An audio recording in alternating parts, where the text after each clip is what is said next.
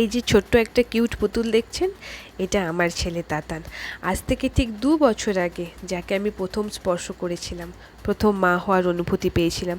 খুব স্পেশাল দিন ছিল ওইটা আমার কাছে। তারপর ভালো সময় খারাপ সময় সব কিছু মিলিয়ে আমার ছেলেটা একটু একটু করে বড় হয়েছে। ওর প্রথম সব কিছুর সাক্ষী আমি। ওর প্রথম হাসা, প্রথম কান্না, প্রথম উপুর হওয়া, প্রথম বসতে পারা, তারপর 1 পা 2 পা করে আস্তে আস্তে হাঁটতে শেখা, তারপর দৌড়নো, আর প্রথম মা বলে ডাকা। সে এক অদ্ভুত অনুভূতি। সেই ছোট্ট তাতান এখন 2 বছরের।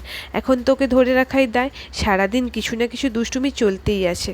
মাঝে মাঝে মেজাজ হারিয়ে ওর পিঠে 1 2 ঘা পড়েও যায়।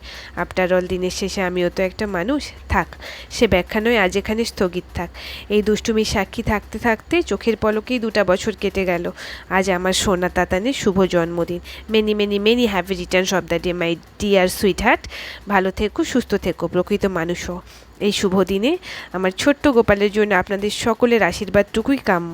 ওকে প্রাণ ভরে আশীর্বাদ করুন। আপনাদের আশীর্বাদটাই ওর চলার পথের সাথী হোক। ও যেন ভালো থাকে, সুস্থ থাকে।